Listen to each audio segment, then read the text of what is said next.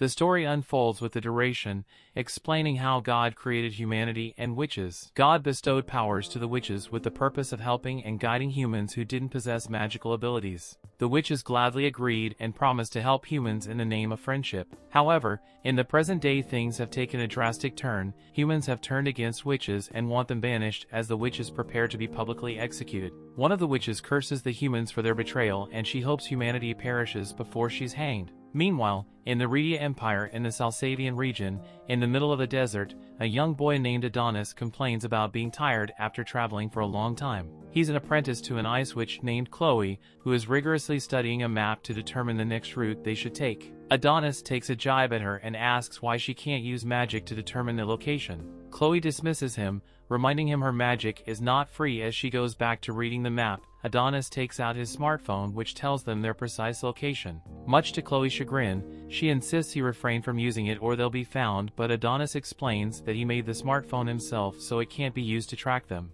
Because it uses free summoning magic, it is quite cost-effective. Its latest technology can easily keep them safe from the army's radar. Adonis could have stopped here, but he decides to push Chloe's buttons by calling her methods lame, which doesn't go in his favor, and he ends up with a double bump on his head as a result of the smack. Suddenly Adonis' face turns somber and he asks Chloe why they have to be on a run. Chloe understands his frustration and explains that she is a witch, and after the change in the people's attitude towards witches, living has become a struggle. She tries to cheer Adonis and they soon resume their journey. It is imperative for them to find a place that is tolerant towards witches so they can reclaim living in peace, which once was the norm. Seeing Adonis adamant about studying under her, she pulls his leg and asks if he is into older women, making Adonis embarrassed and mad at her. Chloe giggles and Adonis wonders how she can be happy in a horrific place like Redia, where the witches are subjected to atrocities. Adonis is hatred towards the region as such that he believes they should eradicate humans with magic. Just then something glistening at a distance catches their attention. A number of army men and high-speed vehicles approach them. It soon becomes clear they are there to eliminate Chloe, whom they regard as a fugitive, which Adonis takes a defensive stance, but Chloe stops him as he is inexperienced with using magic and steps forward. She activates her ice magic fully, which procures her a staff which she uses to subdue the army men. Adonis, however, is not at all happy, and after Chloe's done, he angrily asks why she wouldn't let him use magic. Chloe explains he is inexperienced, but Adonis produces a humongous sword to show that he is competent. Chloe lets it slide, but Adonis confronts her and asks if he's being a human is the reason she stops him from using magic, since she doesn't want Adonis to eliminate his kind. Adonis is brought to tears as he shares how frustrated he is because he is unable to protect Chloe. Moved by his words, Chloe embraces Adonis. Meanwhile, the news about the failure to eliminate the fugitive which reaches the 23rd Emperor of the Redia Empire, Gerda. He gets urged and orders the army to bring him Chloe. Unbeknownst to the duo, one of the machines that Chloe froze activates, and after confirming their location creates a portal to teleport them to the capital palace. Chloe and Adonis start floating, and before they're transported they clasp each other's hands. At the capital palace, Gerda addresses the citizens of the region and provokes his audience against the witches. Chloe is shocked that the witches were able to complete the physical transfer over such a long distance and within such a short period. Adonis comforts Chloe and reassures her, and we get to know her name is Chloe. We see a space station hovering in space, confirming the extra-dimensional transfer of QS to the capital Central Plaza. The Central Capital Plaza comes into view with the Emperor addressing his subjects modestly. He continued by telling them how witches and magicians have protected them from everything, every natural disaster or physical occurrence that could bring them harm, and his gratitude for their service. His tone then becomes serious and he expresses how unjust it is that he and his subjects have to worship these witches, all because they possess magic which is alien to human knowledge. Then he reveals his grand fleet of airships and hot air balloons which protected the airways of the entire metropolis from any form of attack. They have huge automatic trains which traverse the entirety of the metropolis, and a tool of absolute power and wisdom, the smartphone. He is genuinely pleased with the revolution they have undergone by viewing technology into their everyday life, what he called the gear technology, and the fact that they do not need to rely on witches for their safety, protection, and development anymore. The Emperor then declares war on every witch and sorcerer to prove that they are the supreme leaders of the world and not the witches. The Emperor stepped off the podium as his partner was commending him for his well-spoken speech.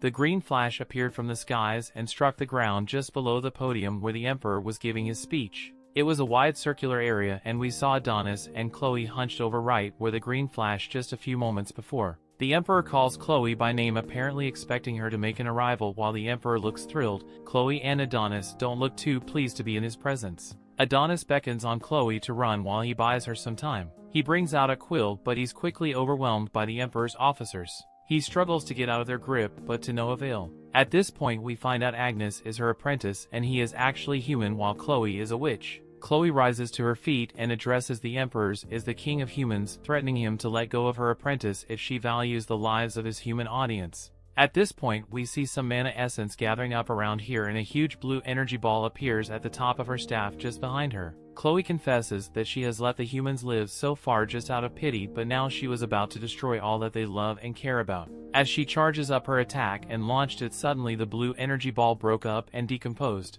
Shocked and wide-eyed, Chloe looks on in disbelief. The Emperor addresses her, telling her how foolish she was to underestimate the power of technology they have acquired, and a magic photon nullifier comes into view. The audience are really pleased with the nullification of Chloe's magic, laughing and jeering at her. Adonis also tries out his magic as he is held down, but it was also nullified, so nothing happens. The Emperor walks up to Chloe, grabs her garment and rips it to pieces. He then lands a resounding slap which sends her tumbling to the ground, telling her witch you can't use magic as a mere woman. Then the audience took this opportunity to take some pictures of the infamous witch while making rude remarks at her. Adonis manages to break free from the grip of the Emperor's guards, but he is brought down by the guards again before he can reach her. The Emperor orders his guards to kill Adonis, and at this point Chloe bows her head to him. She pleads for her apprentice to be left out of her humiliation, claiming he is innocent since he is human. She claims she took him as a slave against his own will. She kept begging for his life to be spared while profusely shedding tears. Adonis tried his magic again,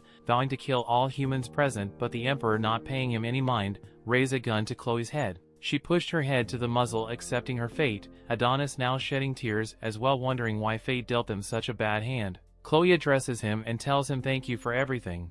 There's a flashback to when she picked him up as a small starving child on the streets. Chloe approached him, she offered to help him get up and he accepted. Suddenly he snaps out of his recollection at the sound of the lady being shot in her head by a man wearing a white suit. The Emperor turns back to leave and his soldiers go all out shooting Chloe with their guns. Adonis, too much shocked to speak, gathered as a crowd watching and filming this. In a rage, he yells at them to stop. He begins to remember all the times they were together and how truly happy he was. He watches her fall onto the ground as cries his eyes out. The crowd cheers out to the man, and why does he stands in front of them feeling glorious. His guard walks toward Chloe and chops off her head using an axe. The Emperor picks up her head and raises it to the crowd as they cheer while Adonis cries profusely. 10 years later, in a prison camp in the Redia Empire, children are chained up. Two girls fight over food and the girl named Daroka tries talking them out by offering them a loaf of bread.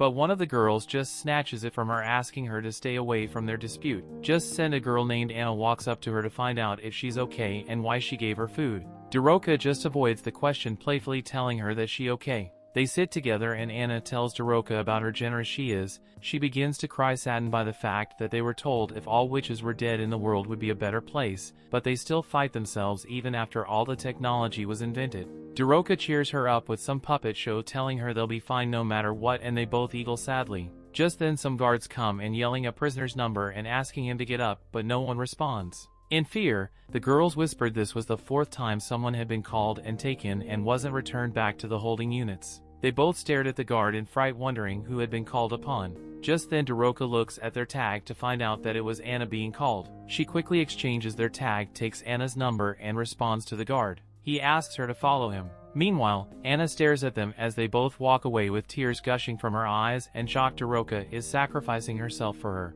She fears the outcome, knowing fully well that Daroka will not be returning. Daroka is standing between two guards being interrogated by Chief Warden Palpol. He asked her to take off her clothes to confirm there was no infliction on her. He was about to give her to the Lord as a service girl. She shocked at his request, but looks around to see the bodies of other girls and sadly accepts her fate. The warden goes on ramping up how his place is run by the taxes of people, so he has to serve them well. He grabs Daroka, forcefully taking a photo of her with him while he's on his phone about sending the photo to HR. She bites his finger and grabs the phone from him. Palpol screams out loud, telling the guard to go after Daroka as she runs away from the room. While running, Daroka tries to unlock every cell, releasing everyone, but realizes that it requires voice recognition to carry out the task. She tries multiple times in frustration but is still unable to unlock the cells. She then begins to imitate the chief warden and to her surprise successfully unlocks the cells. She screams at the girls to run as the gates open. There's a commotion as the cells open and the prisoners begin running. The guards are unable to control the situation, so they call for backup. Daroka runs towards giant golden doors and taps the phone to unlock it. The door opens, revealing a room with a steel containment. As she stares at the containment, some guards catch her, hitting her to the ground. They are trying to control the situation by preventing the doors of the containment from opening, but it is too late as the door opens. We then see a man covered in bandages releasing himself from several chains. He is Adonis, who's been confined for the past 10 years and now wants revenge. Things continue. The guards tremble in fear and Adonis, with unparalleled anger, breaks free from his shackles with fear. In his voice, one of the guards points out that prisoner 1001 is free and he wants to report it to the chief. There is no time though, so they make the incredibly wrong decision to try and put him back in the chamber. These hopeless fools think it will help if they all going at once, but Adonis instantly eliminates one of them. Without a single word or wasted movement, Adonis expertly finishes off the other two, Daroka probably wishing she still had her puppets. It's terrified out of her mind and Adonis begins to approach her. She begs Adonis not to do anything, but her measurable anger courses through him and it's as if words can't reach him. He fires a shot at her, but we see that he's somehow able to still be merciful, as he only shattered chains. An announcement is made to all the guards in the prison warning that all cell doors and corridor partitions have been opened. Elsewhere, Director Yamato, whose your lives could probably be seen from space, tells the blonde guy to handle the situation at the prison and gives them permission to arm himself with weapons greater than Class 5. This guy speaks far too casually for Vice Director Yuki's liking and is sent on his way. Yuki promises to kill that blonde boy eventually, but your model warns against it as he is a high-ranking executive just like her. Director Pancake, for your lobes, is confident in the guy's abilities but knows that the prison is quite dangerous. At the prison, the chaos continues and it is reported to the warden that even the confiscated item storage has been open. He can't believe that the Daroka managed to crack his phone's voice authentication system and is deeply frustrated by her choice to free the one person they couldn't afford to let escape. Elsewhere, we see Adonis atop a building. He tests his powers by firing a bullet and uses one of his written style summoning spells called Gain. Adonis, clearly with only one goal in mind, it claims that it's now time to end every last citizen. Back at the prison, blonde boy, whose real name is Ikao, reports that he has searched the entire internment camp but found no signs of the boy. We see that taking care of the situation actually meant eliminating all the prisoners, and he learns that a building was struck by a massive shell. He will head there as soon as possible but decides that he needs to clean up the cause of the mess first. Back in the city, Daroka is completely distraught. She blames herself for the catastrophe that's to come since she couldn't stop Adonis. Nearby, Adonis roams the city and we see that his destructive behavior has made the news. It reports that a massive artillery show-like object was fired into a building. The extent of the damage is unclear, but it could be an attack by neighboring nations. Adonis continues to roam as he thinks about how Chloe would not praise him for what he's about to do. He imagines what she would say, emphasizing that getting revenge won't bring her back to life. He managed to escape, so she would want him to just go enjoy his life, but Adonis is able to find just a tiny bit of comfort from these words. But some belligerent jerks, who probably deserve what's coming to them, call them a creep when they see him talking to himself. Adonis acknowledges that 10 years have passed since Chol's death, but no matter how much time passes, he will never forget what happened. The look in her eyes, her voice, the words when she told him she loved him. He states that he loved her too. Just as he starts using his written style summoning magic, there is shakes beneath the city, and this time Adonis has summoned the giant. Nearby, the police don't believe callers that are calling about a giant, but they quickly realize that something is wrong when a car comes crashing into their building. The driver is terrified of something huge, but the cops, doing what they do best, don't believe him either. And this brilliant detective that probably deserves a raise determined that the driver's just drugged out of his mind and they should just arrest him. Sherlock calls the narcotics division but quickly realizes his mistake when he actually sees the giant. The giant is doing immense damage to the city, leaving people in peril. Adonis that makes his way to the center of the city as he exclaims the Emperor Gerda better not try to run. By the Emperor, Yamato's informed that the giant robot, it's passing through the business district and heading their way. They're unable to stop it and all attempts to reach the Emperor have failed, but the Queen has informed them that he is not well. Director Yamato declares a state of emergency. He requests air-ground support from all available aircrafts in order that all armored foot soldiers be sent as well. Yamato marvels at the giant robot and is informed that the boy and his quill have gone missing from the prison, making it clear that the giant must be powered by magic. This makes things much simpler for the pair of earlobes with the body attached to them, as this means they only need to activate their magic photon suppression device, with the extermination of all which the device was put in underground storage, and it's uncertain if the 10-year-old device will work properly. Yamato leaves the issue of national importance in the hands of Yuki, and with that, the national state of emergency is declared. The giant continues its rampage, and we see that Adonis's rage spares no lives. Some tanks arrive hoping to end the catastrophe, but their attacks miss badly. For some unknown reason their shells won't fly straight. Adonis calls them scum as he makes a demand for their lives and has a giant punch a building with such sheer force that his beat destroys the tanks. Yuki can clearly tell from the massive destruction that Adonis' 10 years in confinement were spent meaningfully. It turned out to be a simulation in its mind without limits, scientific research conducted within the mind, the ultimate environment to determine the most precise way to slaughter a nation. As Adonis continues his rampage, Yuki explains that the only way for a non-witch to use magic is through written-style summoning magic. It is the practice of understanding and systematizing the mechanisms of magic and converting them into mathematical expressions using a special quill. However, mastering it wouldn't have been easy without such an excellent teacher. Right now for Adonis there's no difference between those who were present 10 years ago and those who weren't. Adonis is relentless in his attack. He states that if killing Chloe was humanity's great purpose, then everyone who lives in the country and reaps the benefits is just as guilty. Adonis then demonstrates his incredible power to summon anything at will and summons some giant Gatling guns called the Bullet Belt. Our revenge-seeking protagonist is determined to make things right as he wants to exchange an eye for an eye. He does just as the humans did to his teacher and sprays bullets down on a large crowd. The young man that we saw 10 years ago has clearly been driven to the absolute edge with tear-filled eyes and without any semblance of sanity left. He looks to the sky, finding a bone-chilling beauty and the aftermath of his rampage. However, something isn't quite right. Clearly disappointed and still distraught, Adonis wishes he could feel better about things. Nearby we said that Ekaut is watching, and he is told that the spellcaster is in the palm of the giant's hand. All forces are told that their target is long-term prisoner the witch's apprentice Adonis. The assault on the giant starts with a group of fighter jets. They bombard the giant with several missiles, forcing Adonis off of it. With reckless abandoned missiles continue to rain down, putting civilians at great risk. A building is about to turn a very recently orphaned child into a pancake, but Doroka appears out of nowhere to save him. She leaves the kid with a stranger and explains that she is on her way to stop Adonis. On top of a nearby building, Adonis determines that he's out of shape and soldiers begins to descend on him. Back at the Imperial Castle, we see that Emperor Gerda managed to maintain his impeccable mustache. He was not able to maintain his health. He is severely ill, so the queen tells him not to worry about anything and their empire will be just fine. She tells him to rest and assures that he did a great job as emperor in making sure the empire would be strong. The Emperor of Simpering credits the queen for staying by his side and giving him the strength to do what he does. However, he coughs with enough intensity that it could probably dislodge all his internal organs, and we learn that he has an incurable disease. This absolute alpha male with the mountain of testosterone tells him that he needs no doctor since he is totally fine. Even though he's casually holding a palm full of his own blood, Gerda begins to wonder if his illness is accursed from God himself. It doesn't matter though, he refuses to repent. They built a hyper-scientific civilization and burned their neighbors the witches for the sake of progress. The world and humanity could never advance as long as witches were around. As he gives his little self-assuring speech, we see that Adonis doesn't need any words and continues reducing the population. Gerda continues to explain that humanity must carve its own path alone. The new age has no need for magic, and if anything, magic would only get in its way. There is one thing he is certain of, and that is that he did the right thing. It begins to rain, and Gerda shows that his mustache isn't only smoothing about him, as he tells his queen that she is a flower that blossomed on the path of carnage.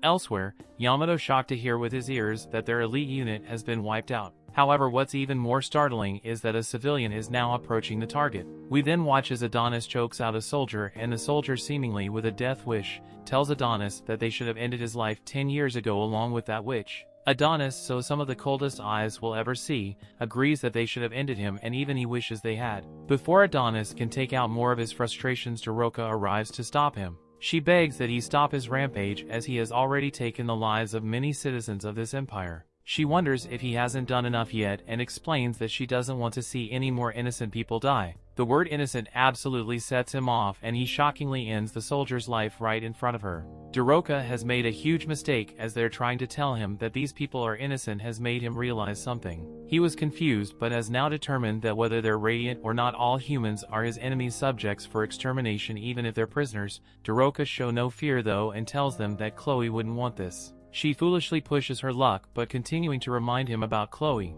But this just makes Adonis even more furious, and he reminds the human scum to not casually speak Cole's name. He assumes that Daroka just started to distract him until the next wave of soldiers arrives. It's exactly the type of things humans would do, since they always fight dirty just like they did back then. He is certain that there's no way the witches would have lost to humans if they hadn't used cheap tricks. He tells Daroka to stay out of it since she knows nothing. However, Daroka knows far more than he thought. She states that his name is Adonis. It was the name the world's greatest witch gave to her beloved student. She then shocks him to his core as she states that this is common knowledge for witches like herself. Adonis is in absolute disbelief. For just a moment she begins to introduce herself, but Adonis becomes enraged again. He is certain that she's just messing with his head, and he points out that all witches are dead. He tells the human scum to never speak of witches again, but she explains that they managed to survive the witch hunts. With the whirlwind of emotions, Adonis asked with frustration that if they survived, why they didn't come to save Chloe. Why did they let their fellow witch die?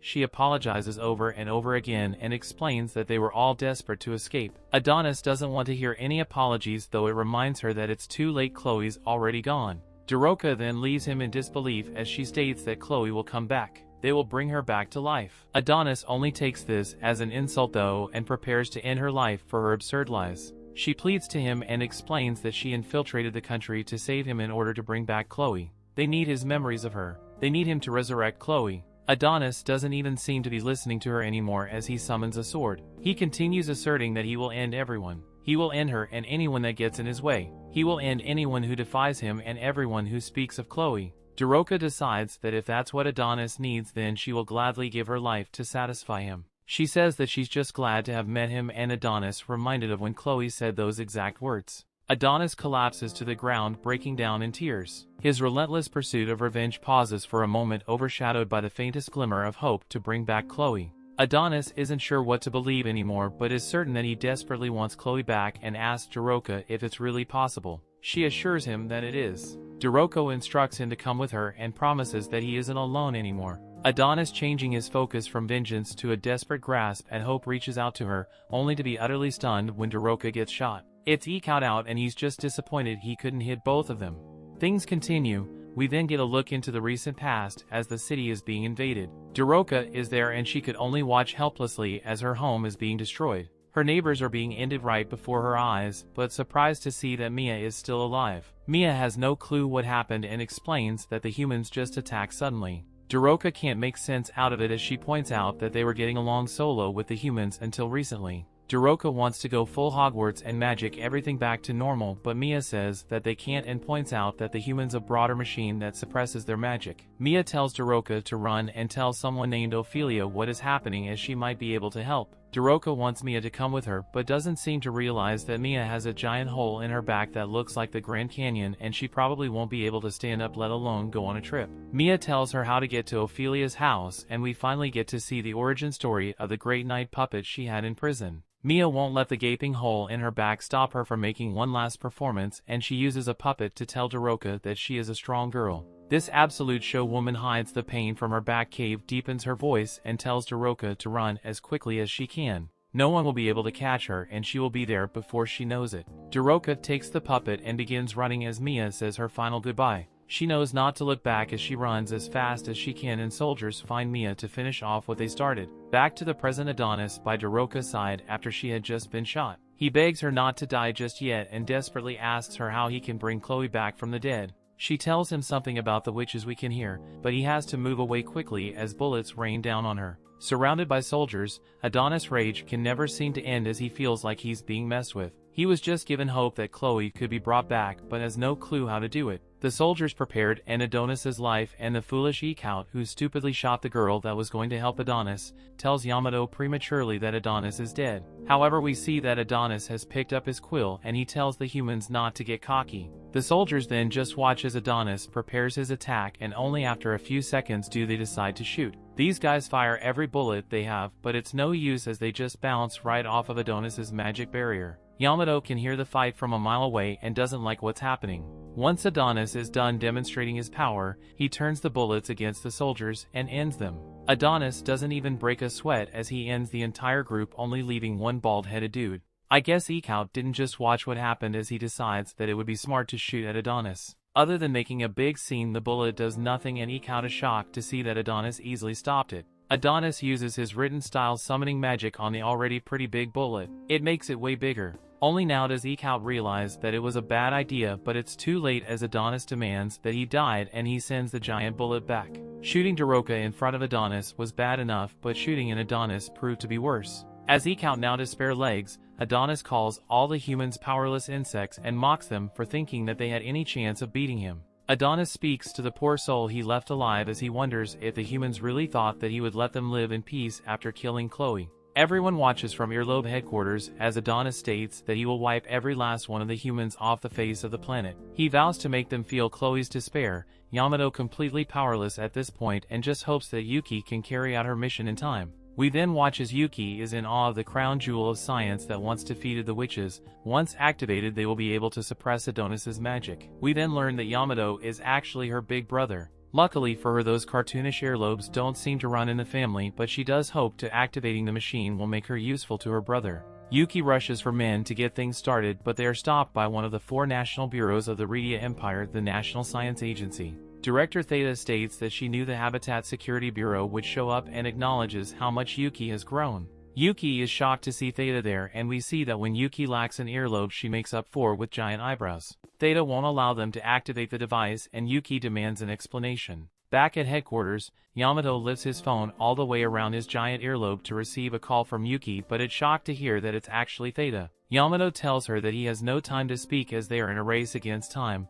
but he listens as what she has to say is of vital importance. She explains that the magic photon thingamajig cannot be activated. Science is the work of humanity that sheds light on the world. They have learned a lot, but there are still things that they don't understand. One of those things are the particles emitted by the device. She reminds him of the illness developed by soldiers who participated in the witch hunts 10 years ago called human cellular dysfunction disease. They can't say for certain, but they believe these particles affected the human body and this device kills cells. Yamato has never heard this before, but Theta explains that that's because they hid it. Unfortunately for the stupid humans, there are no more witches left to restore the natural environment. The atmosphere that would have cleansed these harmful rays is gone and nature has fallen out of grace. As things are now, if a human body were exposed to a massive amount of particles it would be destroyed. Yamato is more shocked than ever as he now realizes that it might have been the cause of Emperor Gerda's illness. A quick look back at the fight shows that Adonis is laughing maniacally as he easily stops more bullets from more soldiers, and the same thing happens to them.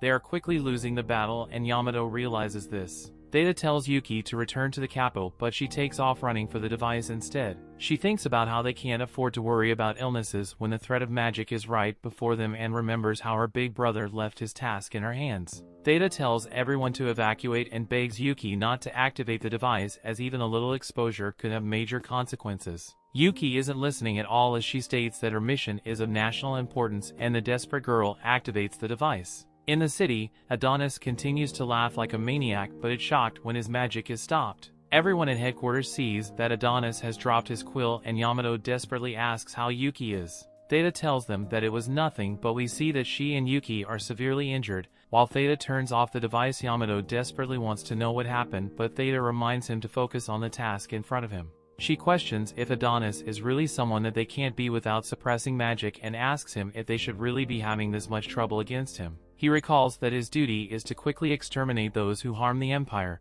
and she declares with great pride that they are Redia, the indestructible Empire. Yamato was inspired and commands all the units to charge. Adonis takes off in an attempt to get his quill, but it's too late as the soldiers are already prepared to fire. One very angry Karen gets in the line of fire. Fury said Adonis for harming their nation. A building collapses between them and the other soldiers, but this one Karen couldn't care less and pulls out her thermal blade. Adonis wonders if he's finally going to die and is glad that he will be able to reunite with Chloe. The soldier doesn't hold back at all and takes his head off with one strike. The other soldiers can hardly see anything, but the girl eventually emerges from the smoke with Adonis's head. She states that she ended the witch's apprentice. Everyone celebrates and she is hailed as a hero. Everyone at headquarters celebrates as well, and Yamato sighs in relief. Yamato commands his troops but reminds them not to celebrate just yet. They still need to collect his body and confirm the damage done to each area of the city. Yamato is informed that the soldier that ended Adonis is a new recruit of the armored foot soldiers. His assistant wants to look into her further, but Yamato tells them to not bother as it's far more important to see how Director Theta and Vice Director Yuki are doing. The proudly Yamato determines that Theta was right, their nation is strong. However, we see that Theta wasn't strong enough as shredded up body is being taken away, and so is Yuki. We then watched as Emperor Gerda gives another one of his classic and legendary speeches with tubes seemingly coming out of every part of his body to keep him from flatlining mid-sentence. He announces that magic somehow survived and the abominable witches still remained in this world. The boy they took from the witches' hands 10 years ago has been unleashed upon the world, and it's the worst possible outcome. It's the long-term prisoner and witch apprentice Adonis. Despite being human like them, Adonis is a remnant of the terrible old world enthralled by magic. Gerda, showing what it would look like if life support needed life support, explains that even after 10 years, they have failed to determine how Adonis was able to use magic as a human. Gerda reveals that he's enraged at himself for allowing Adonis to live, but he assures his people by reminding them that the Redia Empire is the pinnacle of the world. The power of science they've acquired and their iron-willed troops will yield to no evil. Gerda, who looks like a USB charging station at this point, wraps up his speech by telling his people to be proud they were born human in the Redia Empire. This psycho states that the old world is gone, God is dead, and their nation is now God. At some random school, we see that some girl was watching the speech on HM2. The teacher acknowledges that things haven't been easy as a few of their students have died, and we see that some plans on a desk and remembrance of one of them. The teacher's apprentice asks whether Witch's apprentice sided with the witches if he was a human, but the teacher has no clue. Class is over and he probably just wants to get the heck out of there. The red-headed girl is approached by another girl who states that she saw what she did. The redhead instantly knows what she is talking about but defends herself by saying that it was a normal reaction to that situation. The girl decides to leave her alone, but the redhead still hopes that she eats herself off the building. The redhead is named Eri and she goes to the site of the destruction. She is furious at the Empire for not doing their job to protect the people, and we see that she was the girl whose boyfriend was begging for help. She hesitated to help him and ultimately decided to run for her life, leading him to wonder why she would abandon him just before being crushed. She feels terrible for abandoning him, but even worse for being physically attracted to the guy using magic. A guy surprises her and she can instantly tell that he is with the government. She tries to delete the photo she has of Adonis, but the man told her that it's okay and he will keep her secret. He points out that the witch's apprentice is the heinous criminal who caused the disaster, but he wouldn't snitch on her. Eri apologizes and takes her leave. We quickly find out that this guy's name is Osgorgeous and he is a two-faced jerk. He makes a call to give the girl's exact location. He explains that she seems to have been influenced by the terrorist and ordered that she be seized. He wants the National Security Bureau to decide what will happen to her, but he is certain that she will either be executed or imprisoned for treason. He exclaims that inspecting the disaster area is pretty exhausting, but is told that the final check is complete. Oz decides to return to base and tells the girl over the phone named Charmy to give him a hug and a kiss when he gets back. Charmy is obviously annoyed and requests that Chief Oz address her transfer request so she can get the heck out of there. She has had enough of working overtime every day and the boss who abuses their power and harasses her. Moving on from that though, she reveals that some unbelievable analysis just came in and asks Oz to return right away. As we see that Adonis is there, she shockingly reveals that the body they captured is a fake, and we see that Adonis wakes up somewhere else. The story continues. We see Adonis lying on a bed struggling against unknown witches who are holding him down. The witches monitor his vitals while he's unconscious. The witches are scared because he won't last very long in this state. Adonis keeps screaming and then his pupils roll down from his head. Lady Ophelia, the leader of the witches, tells them not to give up. She walks over to Adonis and restores his senses by stimulating his brain. After working her magic, Adonis wakes up back on the battlefield. He sees his body lifeless at the female soldier's feet and gets confused. She introduces herself as Anna and explains she used her magic to make a duplicate of him. She reveals herself as a witch who along Daroka infiltrated the country. She tells Adonis it was all a plan to resurrect Chloe. She assures him she'll get him to safety. Adonis doesn't trust her and tries to question her. She tells him off and asks Madame Ophelia to send him off. Adonis is engulfed by a ball of linen which floats into the sky. Anna watches as the ball disappears out of sight. She is sad that Daroka is now on another planet. Adonis wakes up back in the midst of the unknown witches. He falls off the bed shivering. Madame Ophelia hugs him, thanking him for fighting for them. Adonis brushes her off, asking her who she is. Adonis looks around and recognizes the place as the nation of witches. Adonis is put in a wheelchair and shown around. The atmosphere around the nation of witches is happy and cheerful. Two witches are standing by a group of pillars. One of them calls out to him, happy he is now in good health, and Adonis stops to talk to them. She tells him Chloe would be sad if anything happened to him. The other one agrees. He asks them if they'd met Chloe before. They tell him she was a kind witch who took care of them when they were younger. They tell him they loved her. Adonis just heaves a sigh of sadness. He beckons on the witch who is pushing his wheelchair to keep on going. Adonis is brought before Ophelia. He tells the witch pushing his wheelchair to let him walk, but Madame Ophelia refuses. She tells him humans are not allowed to walk on their land. She tells him he has taken a very complex path to get to their nation, and any slight mistake could have grave consequences. She tells him his body was placed under a lot of stress. Adonis checks himself to make sure he doesn't have any serious injuries. He asks her what she did to him, but she simply tells him she invited him over to their nation. Addressing him as Chloe's apprentice, she tells him everyone knew Chloe because she was a kind and smart witch. However, Chloe was cast out of the witches' nation. Adonis accuses her of being the instigator of Chloe's exile because she taught magic to him, humans. Ophelia asks him if Chloe told him about it, but he replies he's spent enough time around her to know that. Madame Ophelia tells him the magic of witches is sacred to them. She tells him the magic bestowed upon them represents their devotion to lead humankind. She tells him it's not something a human should be taught. They could never understand why Chloe decided to take a human apprentice. Every witch begged Chloe to abandon Adonis and return to the witch nation, but she refused. Despite all their pleadings, Chloe apologized to them and walked away. Ophelia tells Adonis despite everything she's still loved by all. Adonis angrily asks her if she's done reminiscing. She stretches out her hand and summons Adonis' quill over her palm. She tells him he can have it back. He gets up from his wheelchair and rushes towards Ophelia. He pushes away a witch who is in his way like a useless sheet of paper. He tells Ophelia to give back his magic quill. Ophelia calmly admires the quill, calling it a true masterpiece. She floats it over to Adonis, telling him it's clear Chloe made it for him. Adonis holds the quill close to his chest with love and sadness. He says no one else could have made such a quill for him. Adonis asks Ophelia if she can bring back Chloe from the other world. She tells him witches do not lie. Adonis raises his head and sighs with contentment. He opens his eyes and he's shocked by what he sees. He can see the earth to the distance. Ophelia tells him the witch nation is a place no human can reach. She tells him that they arrived at the moon years ago and they made it a home for witches to live peacefully. She calls it Lunamelia, the new witch nation far out of the reach of humans. Madame Ophelia explains to Adonis that the advent of technology revealed humankind's true nature. She tells him perhaps the earth was made spherical so humans cannot see too far ahead because God feared for their future. Adonis tells her he doesn't buy it. Ophelia turns around and shows Adonis the gravestones of scores of witches who have lost their lives. She tells him humans are always constrained by emotions and social constraints. These emotions and social standards have blinded humans to the real truth. She tells him how the king believed that witches would corrupt humankind. She takes admits to a tree. She tells him the tree is called Meadow and it's capable of producing witches. He looks up at the tree and on the tree there are different nests housing witches and production.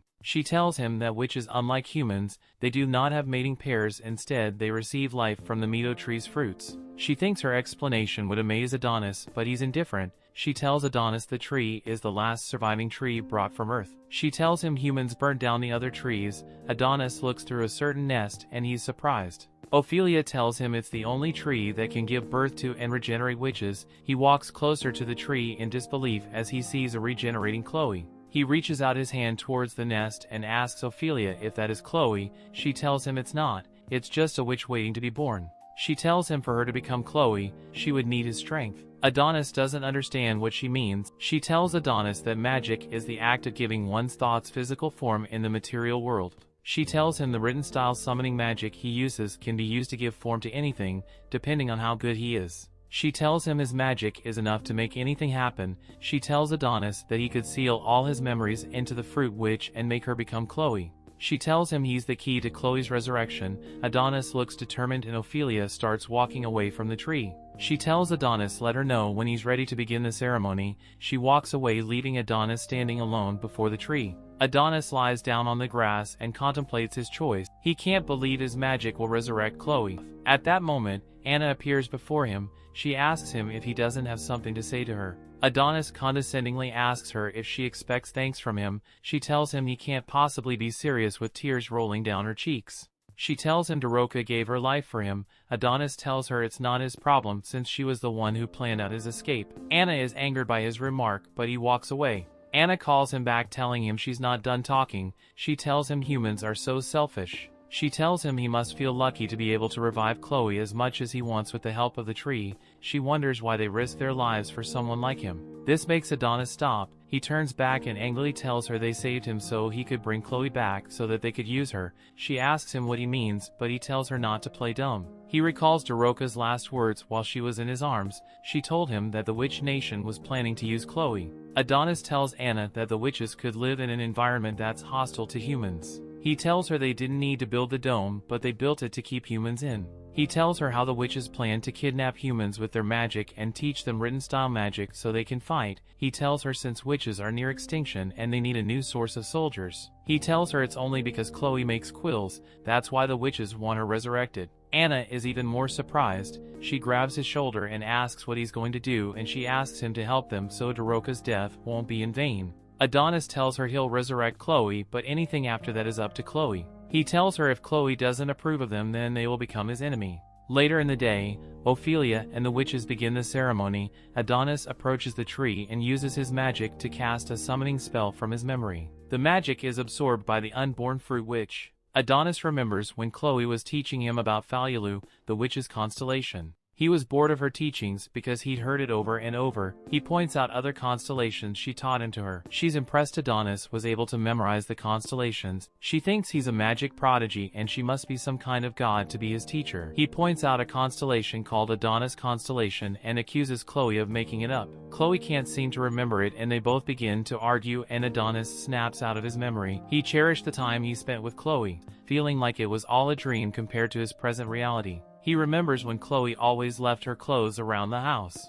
Chloe is washing herself and asks him to leave the clothes on the floor. Adonis tells her he'll put them away. Adonis looks through the curtain to see Chloe with different bruises on her body. Chloe tells him not to spy. He tells her he is worried because of how long she's been there. He tells her he'll go and stand watch. He urges Chloe to take her bath quickly before their pursuers catch up to them. Chloe thanks him for staying with her as tears fall down her cheeks. She tells him she can't live alone. Adonis is moved by her statement. Back to the present, Adonis admits he can't live alone as well. The witch fruit keeps absorbing his magic. Adonis professes his love for her and Chloe's voice thanks him. The fruit glows bright, lighting up the fields. All the witches stare at the fruit hopeful. The fruit finally opens up and starts revealing its new form, but instead of Chloe, it's Daroka who comes out. The story continues. Adonis remembers when he asked Ophelia if she could bring Chloe from the dead. Ophelia confirmed, mentioning that witches never lie, but Adonis knew that was a lie. Ophelia talked about how the evolution of science made humanity reveal its true nature against the witches or created by God to guide humans into the future. However, Adonis knew that was a lie and that Ophelia planned to use Chloe in attack. Adonis was crying while performing the spell to bring Chloe back to life. He wanted to see her again, but he refused to revive her. He loved her too much to see her being used by her own kind. He felt like she had no place in this world anymore, and that's why he used another spell called Replace. He used it to rewrite the ritual and revive Daroka instead. He picked her up as her body fell from the tree and said he didn't want his depth of Daroka saving his life to be unpaid. Daroka was confused when she saw Adonis. She looked around and saw Ophelia and the others, recognizing she was in Lunamelia. She remembers being shot until she realizes she has no clothes on. She gets shy and gets some distance from Adonis. She apologizes for showing her true form, but Adonis simply drops his jacket on her. He tells her that there are even as she saved him before and orders her to put it on. However, Daroka is confused and asks what about Chloe. Ophelia calmly asks why he betrayed them despite their help. She says that they tried their best to bring Chloe from the dead. They also risked themselves to rescue him and heal his wounds. They tried everything to guarantee his safety, but he betrayed them. The other witches blame him for being a human. They accuse him of never having loved Chloe because in the end he chose to revive Daroka instead. Ophelia orders Daroka to tell her what she did to him. She thinks Daroka has put some idea in Adonis's head. Daroka doesn't know what to say, but Adonis simply says he won't resurrect Chloe and order the witches to shut up. Ophelia starts laughing at the situation and calls him a mere human. She asks why he's trying to show off, but suddenly summoning particles start to appear. Ophelia doesn't understand what's going on and asks what Adonis has done. Adonis simply smiles like the crazy guy he is and reveals a chip. He explains that humanity arrested him for 10 years, so they had put a tracking device on him. He then reveals to Ophelia that witches aren't the ones who will destroy humanity, all because he will do it by himself. He destroys the chip and throws it, creating a huge explosion. The Mito tree starts burning to Ophelia's distress. However, there's a bigger problem. Yamato managed to reach the moon. He never thought that he would be able to find the last Mito tree there. More human soldiers get summoned to the moon and Yamato starts threatening everyone. Adonis laughs, mentioning he's the one who invited them there and promising this will become their new graveyard. The witches start using their water magic to make it rain and extinguish the fire. However, the rain stops because they start losing their heads. Literally, the witches cannot believe what's going on and Ophelia orders them to enter the formation. The girls quickly use their Sailor Moon transformation to get into their battle attackers. The battle begins with Adonis and Yamato. Yamato quickly attacks with his sword, injuring Adonis. The witches and soldiers also start their confrontation at the same time, but the attention goes to Adonis, who uses magic to steal Yamato's gun and shoots him. Yamato feels ashamed of his mistake and employs his defensive gear. However, Adonis is simply walking and shooting him. Adonis pins him to the ground with several shots, asking why Yamato doesn't get up. However, Doroka holds onto his jacket. Adonis tries to ask what she wants, but she doesn't reply. Meanwhile, the witches use their magic to attack the soldiers. One makes crystals grow and the soldiers' bodies, stopping them from breathing. There's the nerd one, who turns the soldiers into hosts of centipedes, the Medusa girl who has a snake bigger than yours, the one who watches Guardians of the Galaxy and attacks with tree roots, and you also have the game addict who turns a bow into a machine gun. Ophelia also decides to show off her magic, revealing that she uses gravity. The soldiers levitate in the air and create a huge ball as she raises her hand. They try to shoot her, but the path of the bullet is bent in the end. After accumulating enough soldiers, she crushes them all together. She starts celebrating, mentioning how weak humans are. However, human reinforcements arrive. The first switch to drop is the centipede girl. The witches cannot believe their luck, especially Ophelia, who has realized that humans outnumber them. Meanwhile, on Earth, everyone is watching the live stream of what's happening on the moon. They cannot believe there are so many witches still alive because they thought they wiped them all 10 years ago. They believe that witches used their science to flee from Earth and ask Theta for an explanation. She only has a few months because she was exposed to the magic canceling device. She complies with orders and confirms they are right. She shows images of the -89 model and explains it was a physical transfer prototype they've dumped into space 10 years ago. However, the remaining witches that were alive captured, they used it to create a hidden structure on the moon and used magic to camouflage their astronomical wave from the humans. Theta once again confirms, but one of the guys gets mad. He claims that the Science Institute received a huge annual budget and used to be considered their pride. Yet, they still allowed this to happen. He threatens that this failure will cost them more than her life because everyone thinks that witches were exterminated 10 years ago. However, there's this sunglasses weirdo named Shirasaki who claims this doesn't matter. People think witches are all gone, so they simply need to exterminate every witch on the moon. Meanwhile, Yamato is having a flashback after becoming a bullet bag. His sister is in critical condition after activating the anti-magic device. He explains that Yuki decided to follow in his footsteps and enter national security.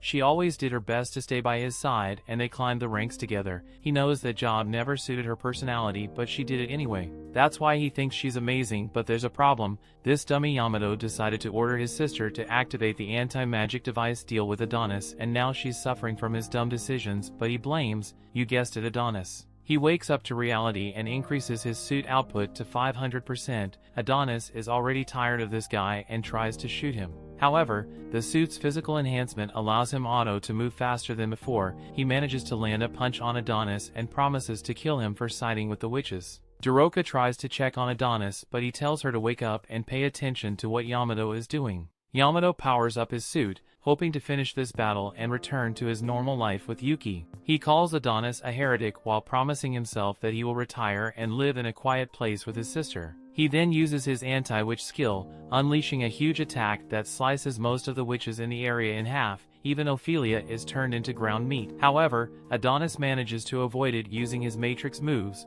with even our cutie Doroka was sliced in half. Luckily, her friend Anna managed to cast her magic to create Dorothy's clone and canceled her death. Doroka is happy to see her friend also manage to survive, but Anna simply loses her head telling her that she loves her. Literally, Doroka cannot believe her eyes and screams. Meanwhile, humanity's headquarters tries to contact the attack force because they lost all the video stream. We see Doroka crying because she cannot believe she just lost her best friend. She tears down begging for this stupid war to stop. She doesn't understand why humans and witches are trying to fight each other. Meanwhile, Adonis is still standing and promising to delete Yamato. Yamato cannot count because he contacts the headquarters and says every witch is gone and claims that Adonis is the only one left. Adonis quickly uses his spell to get some armor in his arms and tries to punch Yamato. The sword dude blocks and tries to counter, but Adonis jumps to avoid the attack. He then uses magic to prepare his punch while descending, which is blocked by Yamato again. However, the sword breaks and Adonis manages to piercing a model's chest.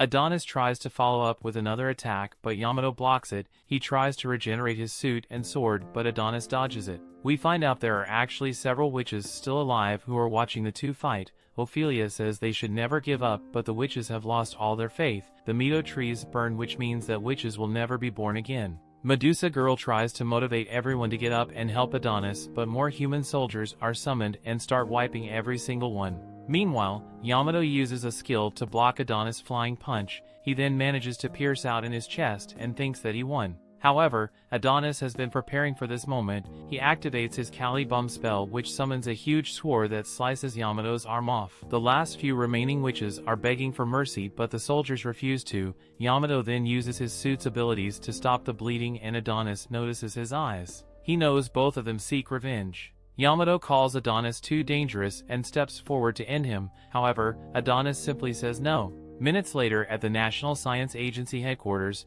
everyone is panicking because they don't have a video stream of what's happening. They wonder if everyone was wiped out by the witches, but some refuse to accept it, mentioning Yamato is leading the mission. They suddenly start receiving some signal and make the video connection. They see Yamato holding his face. He tells everyone that every witch on the moon's surface has been wiped out and they won the battle. Humanity starts celebrating their win. However, if you notice, Yamato's eyes this time are colored red. The story continues. We return minutes after the fact to not long before Yamato is going to strike down Adonis. Adonis has no fear, but Doroka yells for all that to stop. Yamato is in disbelief as he can't move his own body, and Adonis is impressed as it's clear that Doroka has a wide range of spells. She has just cast a love spell and it affects all the soldiers as well. She introduces herself and Yamato gives his name, but it was completely against his own will. His mouth opened on its own, so he realizes that this spell he is under is incredibly dangerous. The other witches watch and begin to think that Doroka might be able to turn things around with her special magic.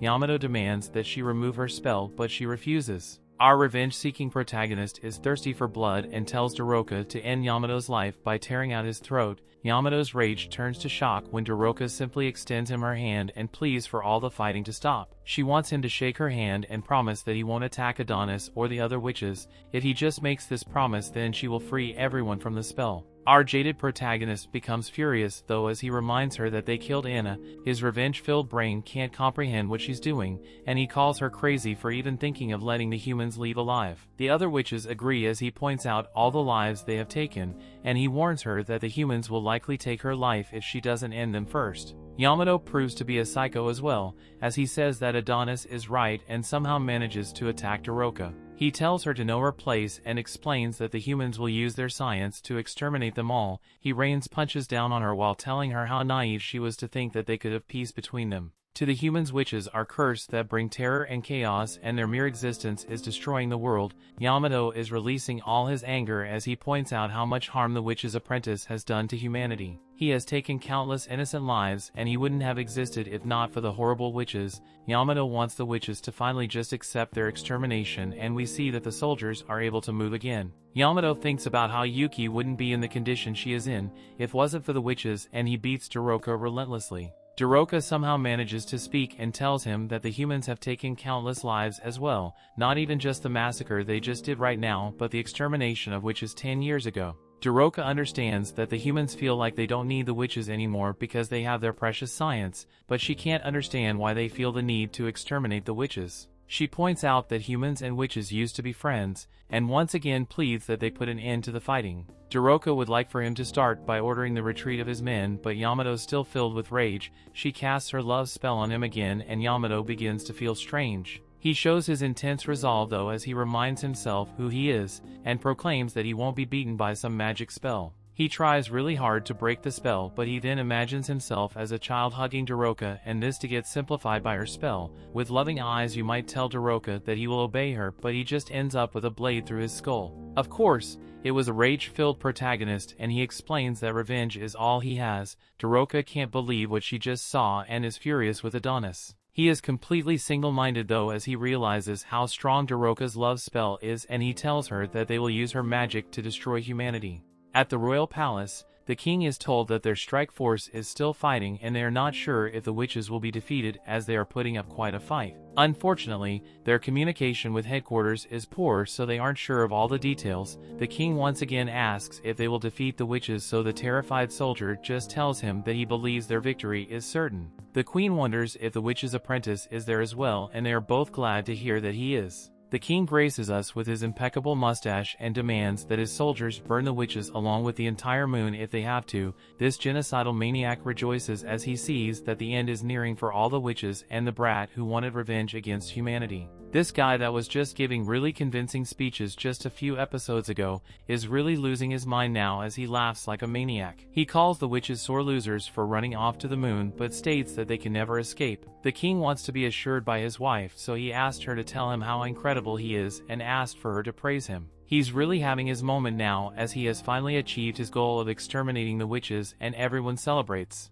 The poor soldier that has had to listen to his psychiatric rant thinks about how he had heard that the king's condition was deteriorating, but he had no idea it was this bad. He is then shocked as the queen holds the king and tells him that everything is going to be okay. The king just acts like a baby sometimes and needs to be praised. She praises him for enduring so much trust for such a long time, and the king just keeps repeating over and over again how much he loves her. We then see why the king is like this, as the queen shockingly uses the love spell on him. She compliments him for finally eliminating the witches and tells him that he can end his own life now. She has some little Boy Scouts play a little tune, and she praises the king for walking as if he were a toddler. The king has a jolly old time as he makes his way to the ledge, but the soldier is shocked and wonders what is wrong with the king. King Go is completely gone at this point and explains that he has always given the queen what she wanted. He is truly the king of Sims, so he will gladly give his own life to make her happy. The king is proud of himself for climbing up to the best spot, but the soldier begs for him to come down.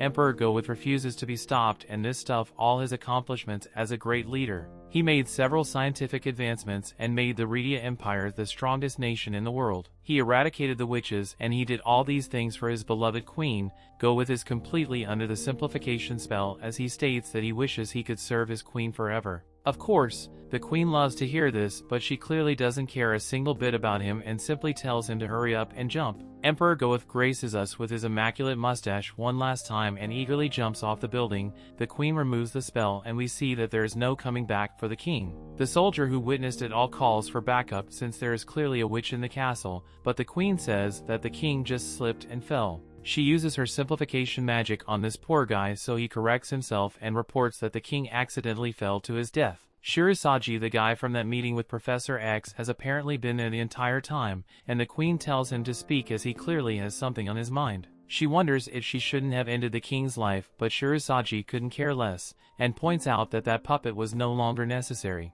The queen points out that her spell only works on men. Her kind is too much of a threat against her, so that is why they needed to be eliminated. Shirosaji points out that the world can be hers now, but she calls him an idiot as she doesn't want this world. He should already know what she really wants, and she threatens to take his life just like this poor soldier's if he doesn't bring her Adonis's real head this time. Shirosaji promises the queen that he won't fail her, but she proclaims that she is no longer a queen. She then reveals her true identity as the witch of the unknown named Dorothea. Her goal is to get someone back, and we see that this person looks like a red-headed version of Adonis. Back on the moon, Daroka rejects Adonis's plan to use her magic to destroy humankind. Adonis is clearly demented as he still smiles and tells Daroka not to release her spell. He goes after the soldiers who still can't move and tells them to cry the same way he did when they took Chloe's life. Daroka begs him to stop, but it's far too late as our protagonist slices through all their troops. Daroka can only watch in horror, but she knows what she must do. She never wanted to have to use her spell on him, but Adonis clearly won't stop otherwise. Adonis something appears before her and threatens to make her Una live again if she tries to cast her spell on him. Adonis continues his massacre as the soldiers beg for their lives and brochures to tell him that this won't change anything, revenge will only give birth to more revenge. Adonis isn't in the mood to be lectured, but Daroka explains that she's just tired of all the fighting, all the death is too sad for her to take, but Adonis is practically the opposite as he can't stop. He finishes up all the soldiers and finds Yamato to steal his face. Adonis vows to make the humans pay with their extinction and uses a spell to change his voice to Yamato's. We then go back to the present. When Adonis pretending to be Yamato reports back to headquarters, he explains that the battle was fierce and none other witches survived. Unfortunately, aside from himself, none of the humans did either. Yamato explains that he will be returning alone and he tells them to bring him back, but we see that Theta can tell that this thing they are looking at is not Yamato. Some witches that are watching are horrified and we see that Adonis is using Yamato's face as a mask. He once again commands that they teleport him back and he promises to bring back the head of the witch's apprentice. Ophelia's upper body is still somehow alive and she realizes that this is what Adonis is planned all along. Adonis tries to take Daroka with him since her spell will be very useful, but she refuses. Daroka must have a death wish as she slaps Adonis and points out how ashamed Chloe would be if she saw what he was doing. Luckily for her, Adonis doesn't go all crazy on her as the transportation has been initiated. Ophelia's heart is still just pumping away, so she bids farewell to Adonis, the infinitely evil child of the wicked humans. She hopes that God will judge him for his crimes and she apologizes to her fellow witches for failing to reclaim their dignity. Ophelia finally bids farewell to this world, enter the kingdoms of ruin. Adonis and Daroka are being teleported and Adonis does something entirely unexpected. He says he is sorry for some reason. Back at headquarters, they prepare for Yamato's return, however Theta already knows that it's Adonis that will be coming back and they are ready. She vows to avenge Yamato's death as the teleportation countdown reaches 0 and she commands all the soldiers to open fire. Things continue. The gunfire stops soon after as nothing was teleported and it is announced that transfer coordinates were somehow changed. His signal is lost and Theta collapses as her body is falling apart. She realizes that he escaped and tells the witch's apprentice that he has won this round. Somewhere out in the desert, we find the Daroka and Adonis. Adonis tells her to look at a constellation that confirmed they are back on the planet's surface. Our MC is covered in blood but has a huge goal. He declares that the two of them will begin their conquest of the Redia Empire by doing whatever they have to, and they will start small. We then get a glimpse of what happened just before the teleportation. Daroka was begging Adonis to help the witches that were still alive on the moon, but Adonis was too busy using his voice-changing magic to change the teleportation coordinates automatically. Our vengeful protagonist decides that they will attack cities and villages on their way to Redia. They will also gather information and supplies to prepare themselves. Adonis is thinking way ahead and is ready to move, but Daroka isn't having any of it. She wants to go back to the other witches, but Adonis calls her stupid for thinking that any of the witches on the moon survived. She refuses to believe that they all died and tells them to send her back. He calls her a spoiled child, but Daroka gets released and happy with him, and wonders if he's talking about himself. She thinks that he is clearly more childish, since all he cares about is revenge. Adonis then uses his memory magic. He shows Daroka how she pleaded for Yamato to take her hand or promising that he wouldn't hurt him anymore. She can't bear to watch her failure and Adonis now realizes why Daroka didn't fit in with the other witches. The other witches hated the humans, and only a psychopath like her would want to reconcile with them. Daroka reveals that she always wanted to meet with Adonis one day, because she wanted to know what kind of person Chloe chose as her apprentice. Adonis was a man living between two worlds, so she had hoped that he could become a bridge between humans and witches. He was her only hope, but she couldn't be more wrong. It's clear to Adonis now that she knows nothing about him, and she wonders how far he will go. Humankind will never forgive him, the same way he will never forgive them, so the fighting will never stop. Adonis silences her and states that Chloe's life is more precious than all of humanity. The world that took her from him made a huge mistake and deserves to be destroyed. This pink-haired girl just can't understand his rage and wonders how much he is willing to sacrifice. She blames him for what happens to all the witches on the moon because he's summoned the humans there, but he points out that summoning humans was the only way to get them back to Earth. All her friends were just pawns in his plan, and Daroka somehow still can't believe how cold-hearted he is. She becomes really upset since those witches battled so hard to survive the witch hunt, only to become pawns in his selfish plan, but Adonis silences her again. He can't understand how she can continue to argue for the humans when they took so many of her friends' lives. Adonis accuses her of committing the greatest crime against their lives by not wanting revenge. Daroka still disagrees and states of revenge won't heal any wounds. Adonis ever doesn't care anymore. He begins to walk away as he says that he has nothing left to lose. Daroka just won't let it go as she tackles him and reminds Adonis that he still has the life that Chloe works so hard to protect in a world filled with cruelty. Daroka begs they cannot let it change him. She isn't even asking him to forgive the humans. Daroka just knows that if he continues seeking revenge, then will shatter his heart and he will become more like the people that took Chloe from him. Daroka thinks he still has plenty to lose, but the two just can't understand each other's. Revenge is proof of Adonis's existence and irreplaceable proof that Chloe lived with him. Adonis feels like every last trace of Chloe's existence would simply vanish if he stopped seeking revenge, and that thought terrifies him. Daroka breaks down in tears and Adonis prints out all she does is cry. They seem to finally be understanding each other a little bit, but Daroka realizes that Adonis's health is declining rapidly. A bunch of bikers spot them in the distance, and wonder if there are a couple that just eloped. Their ringleader is called Mr. Punch, and he's left to decide what will be done with them. Sometime later, Adonis wakes up in a strange place. Our MC is getting pretty tired of waking up in places he doesn't recognize, and tries to remember what happened. He remembers Daroka asking the bikers for help, as he was quickly losing blood and couldn't move. Mr. Punch arrives to welcome him, and wonders if the cold looking on Adonis's eyes means that he has taken someone's life. This guy doesn't have the slightest clue and simply offers Adonis a drink. Adonis has no interest in drinking sewer water, but Punch explains that it's actually a man's greatest invention. Adonis just wants to know where Daroka is, and Punch explains as she was watching over Adonis until a second ago when some of the youngsters took her away. Adonis isn't playing any game, so he asks him again where she is, so Punch takes him outside. Punch welcomes him to the wastelands, a place filled with people from developing countries, refugees and slaves who escaped from Redia. Everyone left behind by science simply ends up there and becomes a vagrant. Just then Adonis hears Daroka's voice begging for someone to stop. She is surrounded by men, so Adonis wonders what they are doing to her. Punch explains that they don't get many women in their wastelands, and grossly says that Adonis' girlfriend is really good at screaming. Adonis has had enough of these people and instantly rushes to save Daroka. He prepares to annihilate all the scum but is shocked when he sees that Daroka is just learning to ride a motorcycle. She was begging for someone to stop the motorcycle, but all the guys are just encouraging her to learn. Daroka is glad to see that Adonis is awake, but she face plants straight into the ground. She is concerned about his injuries, but she looks to be in pretty bad shape herself. Daroka gives Adonis some little figurines and apologizes for not realizing how injured he was. Our MC is just as cold as ever though, and tosses the little things. Punch declares that they will be throwing a party and has our door will help prepare his payment for rescue them. That night, everyone gets hammered and Daroka serves their drinks. Some old dude tries to get smooch with her, but she leaves him in the dust. Adonis isn't in the partying mood, which makes Daroka a bit sad, so some guys wonder if she's in the middle of a fight with her boyfriend. She tries to clear things up about them not being together, but no one believes her. They want to know what their story is, so Daroka says that her and her friend are traveling the world. They all have a good laugh as they can't believe they would come visit the wastelands,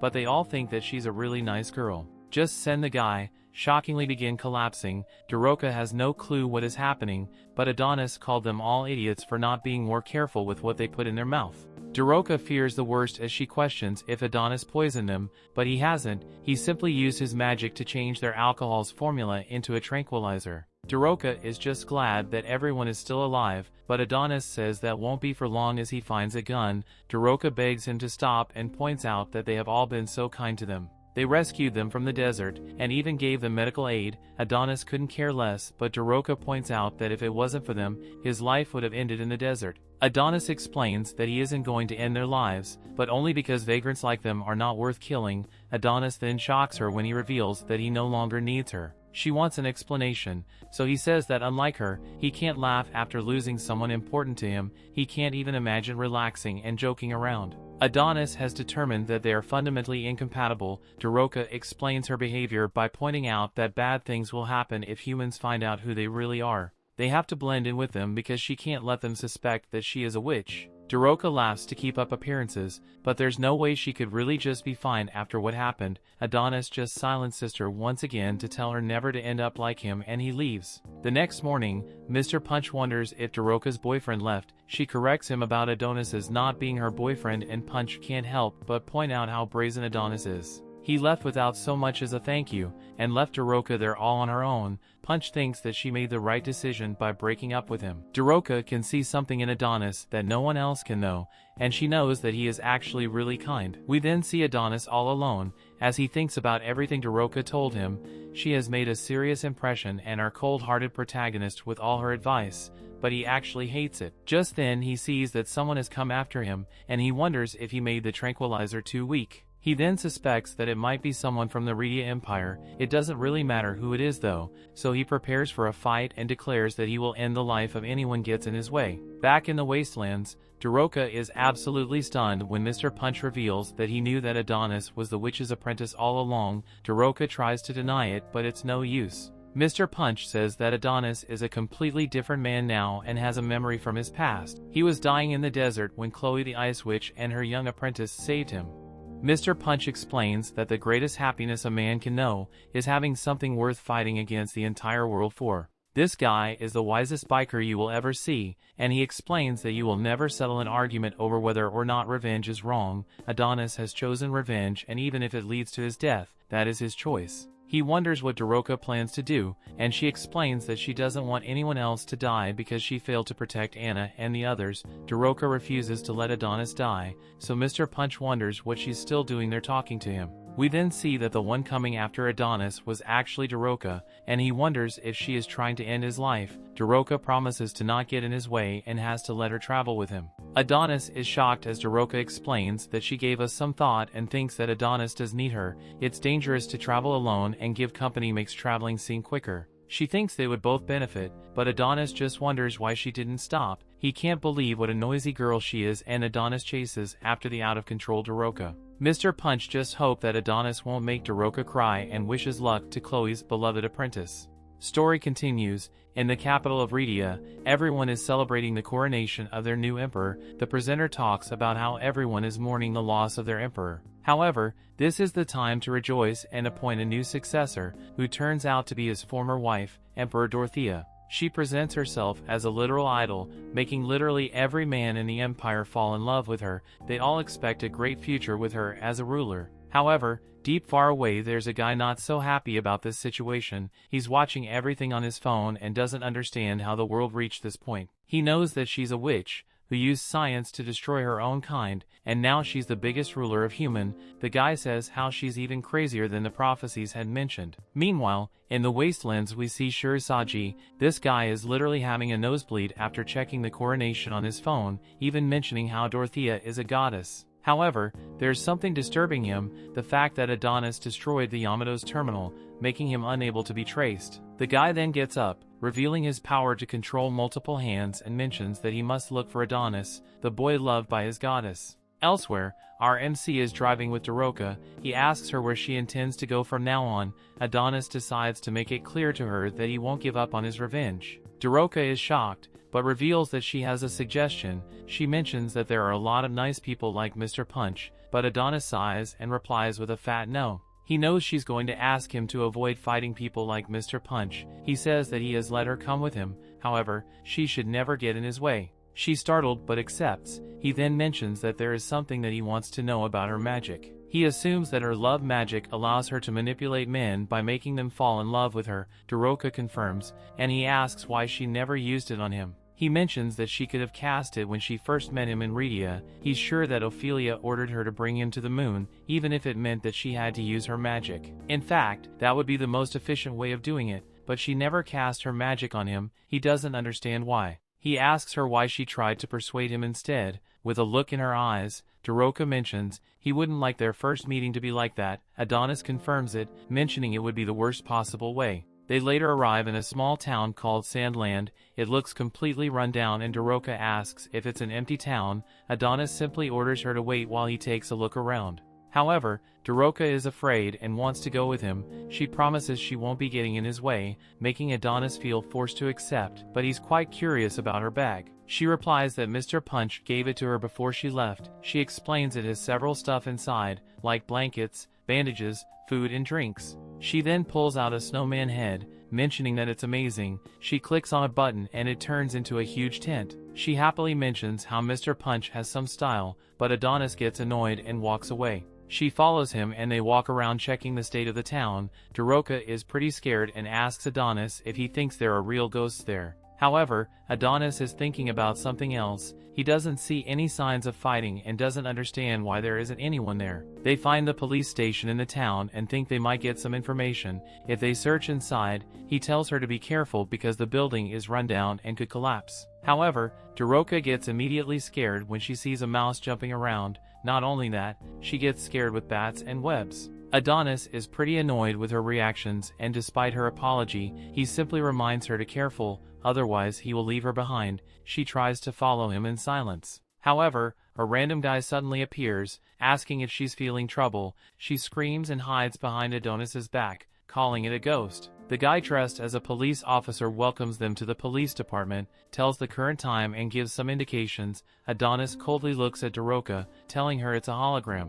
She's confused, asking if Adonis knows this guy, but our boy replies this is just a 3D image. He walks away calling this situation stupid. However, Daroka bows and answers the hologram that they aren't suspicious people. They continue exploring the building until they reach the cell rooms. This place starts to bring bad memories for both, but Adonis keeps moving forward. He suddenly stops and Daroka was still looking for Ghost's face once into his back. She tries to apologize, but he tells her to be quiet because he hears something. Turns out it's a song and it's coming from the end of the corridor. They walk forward and see an old man playing a mini guitar. The old man is playing while singing his song when Daroka tries to interrupt him. However, the old man doesn't seem to notice him, and after looking at Adonis's face, Daroka shouts at the old man. The man falls from his bed and looks at them and gets surprised. However, he suddenly starts screaming, asking who they are and what's going on. He even mentions this town was supposed to be empty and they shouldn't scare him. Daroka simply replies they're travelers passing by. The old man is still complaining how he almost had a heart attack. He then asks what they're doing in that town because it's pretty obvious that there's nothing else there.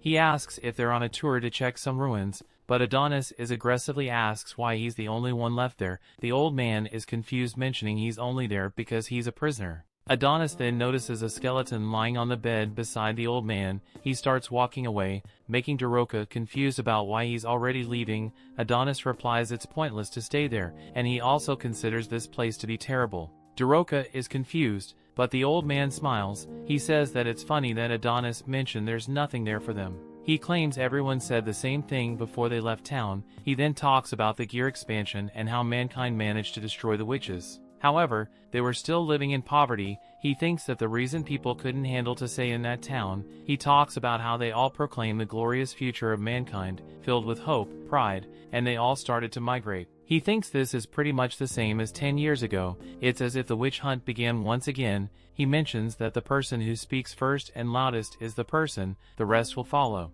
However, Adonis simply asks if the metropolis is close to their current location. The old man replies an urban city of Mamuda is close by. Adonis starts walking away, telling Daroka to come. She first apologizes to the old man for interrupting his song, and they leave the building. She then asks Adonis if they shouldn't help the old man. She mentions there isn't anybody else in this town, which will lead him to die from starvation. She thinks they should help him get out of his cell, even if he's a prisoner. Adonis dismisses it, stating it's none of their business. She tries to stop him from walking away and asks if it would be fine to share the food with the old man's. Adonis simply stares at her, thinking how dumb she is for not noticing anything. He then reveals that the old man's cell wasn't even locked. Daroka is confused, but gets even more when Adonis reveals a married couple doesn't need time. They simply need quiet time that won't be disturbed by anyone. We then see the old man sitting the skeleton down while talking to it. The old man mentions the two will continue to sing the song. He tells her not to worry because everyone is gone now, especially those who branded her a witch and locked her inside that cell. The old man tears down, mentioning they will be forever together. He hugs his wife's skeleton knowing that he failed because he couldn't protect her back then. Adonis then returns to the bike mentioning this town is empty, but it's still a place for that couple to be alone. He tells the Daroka to jump in, where they will be heading to Mamuda. Story continues. Our protagonist traveled through the desert and finally arrives at their plot-themed destination Mamuda. They have to go through a very welcoming immigration gate, and Daroka wonders if Adonis really plans to start a fight there. Our boy of course wants to fight everyone, everywhere, all the time, but Daroka fears that a big city like this one has a lot of soldiers and weapons. Adonis is so caught up in revenge that he doesn't understand her point, and she is just worried that not even he will be able to survive. This absolute pink-haired genius comes up with an idea and asks Adonis to play rock, paper, scissors, and the loser will have to do something for the winner, but Adonis is done listening to this girl and declines. She keeps trying to press the issue but instantly stops blabbering when they realize that Mamuda was created by men of culture. The place is also completely run down and Adonis gets upset that this is just another place where he won't be able to get revenge on anything. They have to come to a screeching halt as a woman is on the road, but Adonis must tell the naive Daroka to be careful. She fears that this lady doesn't have much time left and the woman says she must hurry. Daroka thinks that she is running from something, but Adonis realizes that she is not a person and he tells Daroka to get away from her as fast as her stupid legs can take her. Daroka decides to just stand there instead, and the woman turns out to be some kind of robot. This machine does some kind of analysis on Daroka and determines that she ranks low on the pleasure index. That's a pretty strange thing to happen, but this robot gets desperate and decides that it needs pleasure regardless of who it comes from. Luckily, Adonis shoots it down before it can do whatever it was going to do, and finishes it off with another bullet to its robot body. The robot depressingly meets its end, and Adonis reveals that it was a Madoa, a mechanical doll that was created to be a plaything for humans. This anime takes a really strange turn as more of these dolls can be heard developing plot inside a building. Our boy thinks it would be best if he went to investigate and tell Daroka to just wait outside for some reason. Daroka wants to go with him, but he gets pretty upset and tells her to stop acting without permission so he can check out all the plot development. He reminds her that he will leave her if she gets too annoying and tells her to scream if she needs him. Daroka patiently waits outside but is terrified when she sees that a whole bunch of these sad Madoa bots are piled up like trash. Adonis investigates the building using some light and we find that Daroka is really bad at listening since she followed him. She tries to tell herself that she has a good reason for disobeying him and explains that she promised Mr. Punch that she would keep Adonis out of trouble. She lies to herself as she thinks that Adonis wouldn't actually leave her in a place like this, but she quickly remembers that her boy just left her with a bunch of strangers. She convinces herself that Adonis wouldn't actually hurt her, but then remembers that he almost choked her to death. Just then that Adonis finds her and of course, gets really upset. She doesn't seem to take him seriously and he even begins to think that she is irritating him on purpose. Daroka gives him a whole speech and how they should be staying together, it would be safer, and she has the bag with all their supplies. Surprisingly, Adonis agrees and just tells her to not get in his way. They continue investigating and approach a room that smells terrible and has a sound coming out of it that would get me banned on YouTube. For some strange reason that I will never be able to understand, they decide to go into the room. Inside they find that these crazy robots have developed plot with someone until they died. The robots say that they just want to be loved and Adonis realizes that they have somehow developed a sense of self. They just can't stop developing plot with this corpse and they can't understand why they were created. Adonis has no answer for why they were created, but he does know why they need to be destroyed. He destroys them all and one of the robots sadly thanks him for putting an end to their sad existence. Somewhere in the desert, two members of a special espionage unit quickly approach a checkpoint. These kunoichi girls are annoyed by the Redia's soldiers and decide to discharge right through them. They go by numbers, so 5 tells 6 to get ready. 5 instantly takes out most of the soldiers, and 6 does the cleanup work finishing off the last guy. Some other stupid soldiers think they're catching these girls off guard, but they instead just end up as more corpses on the ground. These girls look at their handiwork and call the Redia's soldiers pitiful. Adonis recalls how the witch overlord Ophelia once said that science reveals humankind's true nature. In a world where any toy can be created, it was only inevitable that some dude would invent plot-developing robots. They find the same shackles that Daroka once wore at the Redian concentration camp, and Adonis reveals that this nation offered their own women in exchange for these robots. Adonis apparently learned how to be a mechanic at some point, as he works on a vehicle, and explains that this city of Mamita likely traded away all their women, all their daughters and wives exchanged for robots, so this just gives our revenge-filled protagonist more reasons to hate humans. Of course, this led to the nation's downfall, since without women, the next generation cannot be born. This definitely isn't the only nation that has fallen in this way, and it makes him sick. The two take some parts that Adonis took from the cars, and head to the pile of robots. The genius mechanical engineer explains that he's making an improvised EMP, but the clueless Daroka has no clue what that is. Adonis put it simply for her and explains that he is putting the pile of robots to rest. Daroka is concerned about the lifeless robots being hurt, but Adonis explains that they will only feel a small shock. He uses his written-style summoning magic and has Daroka hold the speaker.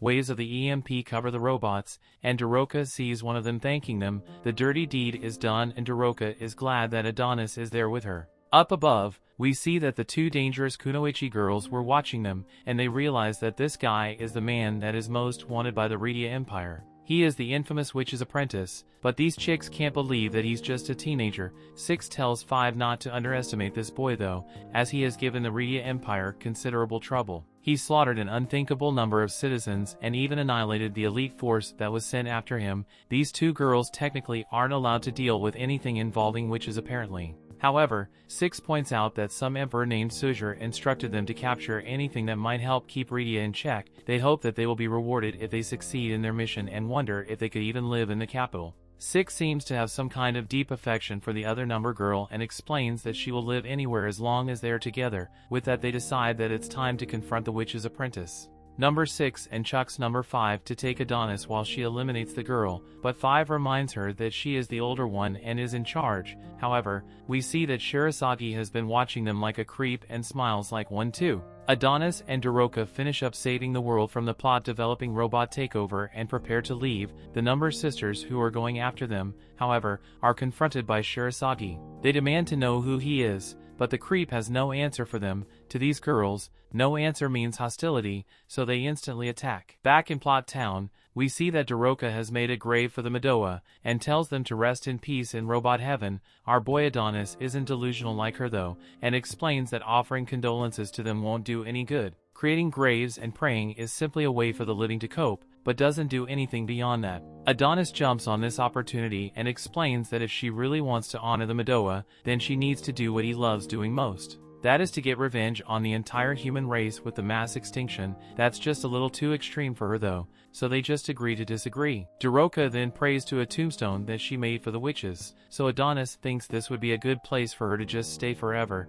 She enjoys crying so much, and there are tons of things to cry about in this city. Daroka somehow still can't believe he would say something so rude, but Adonis is never one to hold back for any reason. He reminds her that all her friends' lives were ended because he brought the humans to the moon base. She shouldn't even want to travel with him, and this is her last chance to reconsider. This very serious and tense moment is interrupted when Daroka obviously doesn't care. She shows him that she found the 2 little dolls that Adonis rejected, and he thought he got rid of those. Daroka explains that she simply doesn't want to blame him and doesn't want to argue anymore. She acknowledges that the witches were trying to use him. Their obsession with creating magical items to use against the humans led them to abducting Adonis. They tried to provoke him into reviving Chloe, so she realizes that this was practically betrayal against him. Adonis decides it is time for them to leave, and he shows that Daroka is continuing to change him little by little as he apologizes. He demands that she get rid of those stupid little dolls, but she's pretty proud of their miniature selves. Adonis wishes she was more skilled at something else, and she reveals that she can sing.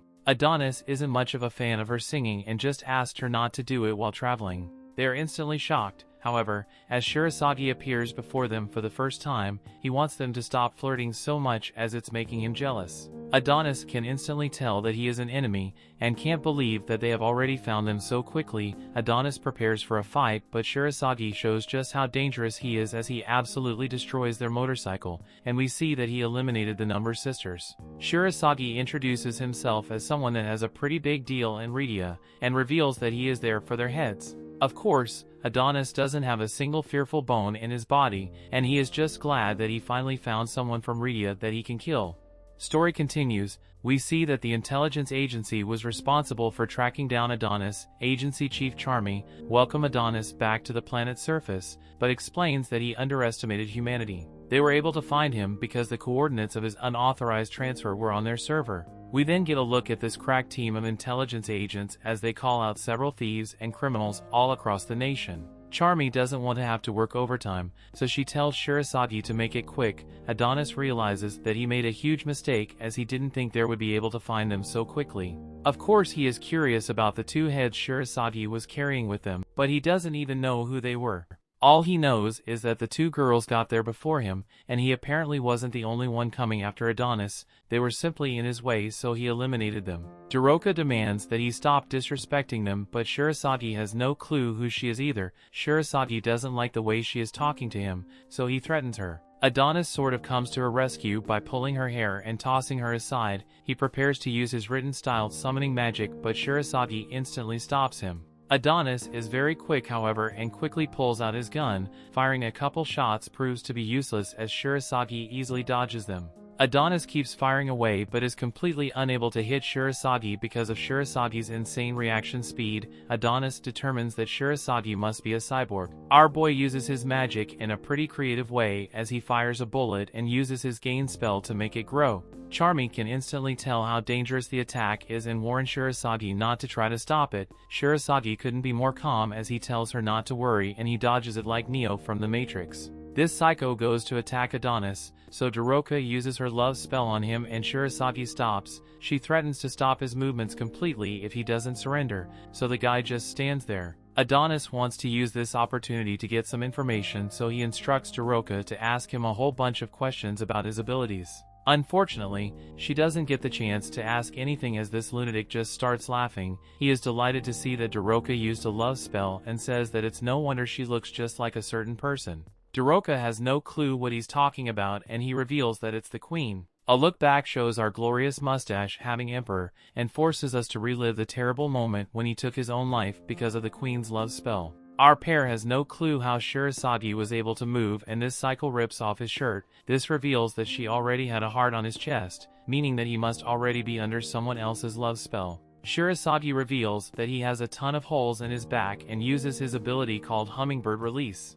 This attack launches a whole bunch of robotic hands out of his body, and Adonis thinks that the gear expansion has gone out of control. Adonis tells Daroka to get out of the way. Her love spell doesn't work on this guy, so she is completely useless. Adonis then has a memory of when his beloved Chloe was being tormented. Emperor Gerda told her that if she couldn't use magic then she is just a useless woman, but Adonis doesn't want to be anything like him. Daroka's crazy self still wants to be useful, so she lifts up her rock as if she could ever do anything with it. She actually just doesn't want anyone else to lose their life. Daroka doesn't know if seeking revenge is wrong, but she has already made her choice, and that is to stand by Adonis to the very end. She clearly won't be able to do anything with the rock, but that's okay because Adonis has already prepared something. Daroka puts the rock down and Adonis summons a rapier sword for her. Adonis summons some pretty cool looking armor for himself and the two strike a pose. Adonis activates the sword and explains that the indestructible magical blade can now pierce steel. She will be able to destroy most things just by swinging it around, but he recommends that she learn some basic sword skills. Our boy is as useful as ever as he summons an instruction manual that even a dumb witch like her can understand. Shirasagi demands once again that they stop flirting so much and has all his robot hands attack. Our duo was surrounded, so they have no choice but to try to destroy each hand one by one. Individually their hands are weak, so Adonis is confident that they can handle the situation. Unfortunately, there seems to be an endless wave of hands constantly attacking and they become overwhelming. Adonis has to come to Daroka's rescue and realizes that there are just too many of these hands. Shirasagi then shocks them as he reveals that the hands are actually powerful as well. He sends a bunch of them into the sky and removes the limiter on the hands to increase their damage output. The powered-up hands rain down from the sky, so Adonis uses a spell called Graveneer. This attack sends out several energy ribbon things and destroys several hands. The ribbons do a good job for now, but Adonis wants to end the fight. He tells Daroka to get close to him and encases them with the energy to form a spell variant that he calls the Cannonball. Shirasagi was impressed by this giant ball of energy, but Charmy is terrified of it and warns Shirasagi not to let it touch him. Shirasagi fears nothing and uses his ability called Hummingbird Castle. All the hands return to his body and he uses them like thrusters. Shirasagi uses their maximum output and manages to stop Adonis's giant ball in its tracks. Shirasagi gets pushed back quite a bit, but he's extremely satisfied when the ball completely stops. Unfortunately for him, this was all part of Adonis's plan. As he prepared an attack, Shirasagi manages to push him back just in time and tells the dentist that he underestimated him. Adonis reveals that he was the one actually being underestimated, and Daroka surprisingly appears from behind him, and Adonis tells her to show the humans the witch's vengeance, so Daroka punches her sword into both of Shirasagi's legs. Adonis is pleased, but Shirasagi doesn't seem hurt at all. He tells Daroka that she should have aimed for his head, or even better his heart, so Adonis rushes to save her. Things get pretty bad for them though, as Shirasagi sends them both flying with a powerful punch. Daroka is in really bad shape from just that one punch, and Shirasagi tells her that she ruins her surprise attack. He credits them for being perfectly coordinated, but states that it just wasn't enough. Unfortunately for this idiot, he underestimated them again, as he is captured by the energy ribbons from earlier. Adonis tells this guy not to bother begging for his life since he has never been the type to show mercy. Adonis begins to strangle him to death, but the fight isn't over as Shirasagi grabs Adonis with some hands he had hiding. The hands pin Adonis against the wall, which is terrible since he doesn't keep writing, then his spell will vanish. Adonis demands that he let him go, but Shirasagi tells him to let him go first.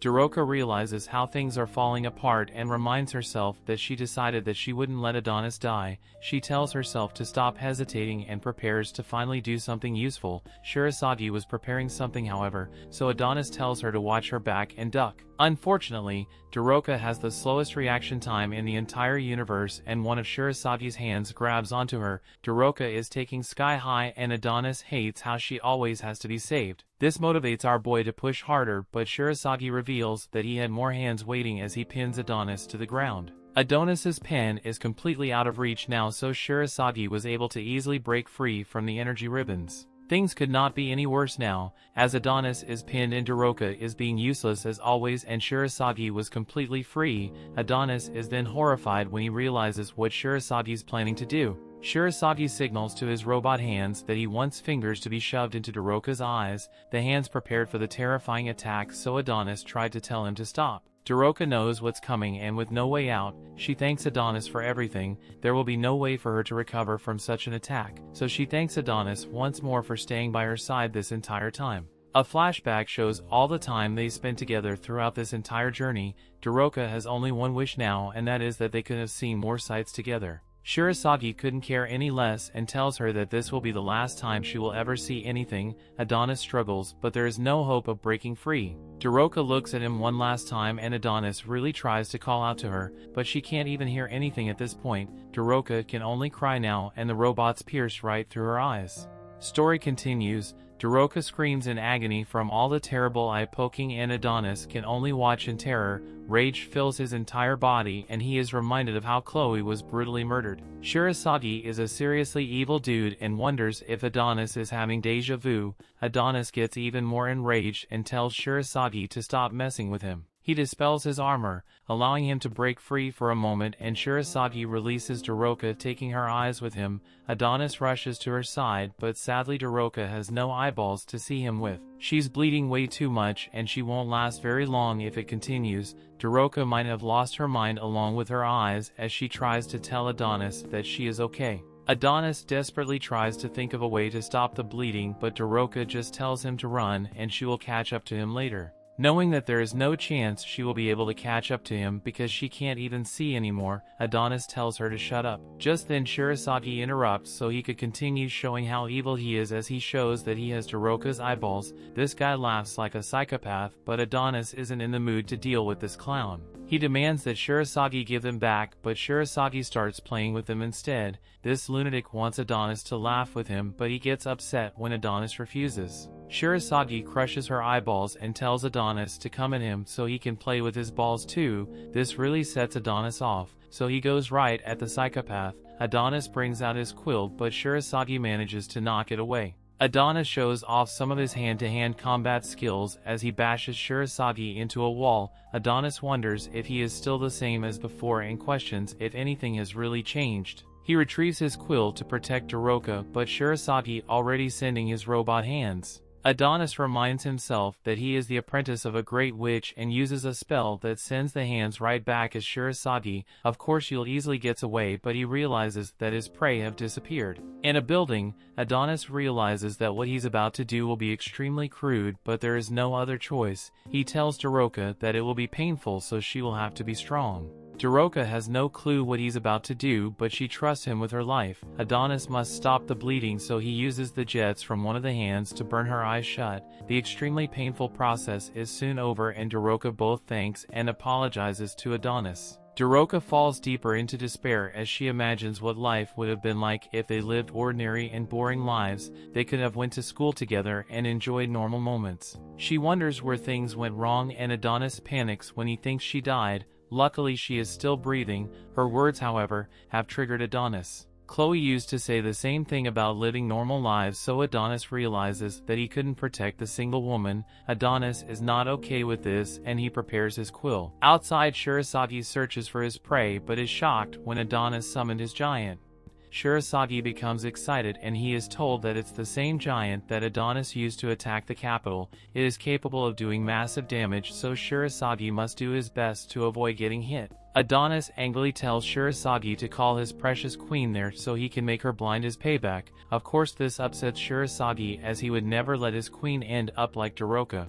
He sends out his little hands, but Adonis calls this guy a stupid rabbit for some reason and tells him to shut up. Adonis manages to evade the hands, but there are far too many and his giant is destroyed. Adonis gets pushed back and Shirasagi really unimpressed. His prey was doing so much talking, but Adonis isn't able to back it up. Adonis and armors up one of his arms to land a devastating punch, but Shirasagi just manages to stop it. Adonis then proceeds to get tossed around like a rag doll. He finds a moment between all the beating he is taking to begin casting another spell, but Shirasagi quickly knocks his quill away. Shirasagi then points out the obvious and states that Adonis's magic has a crippling weakness. There is a delay between writing and activation. It's really just pseudo-magic, so he thinks the Adonis should blame himself for being born human. Adonis seriously misreads the situation and demands that Shirasagi fix Doroka's eyes. Shirasagi forms a giant hand while rejecting Adonis's demands and he goes to crush him down below.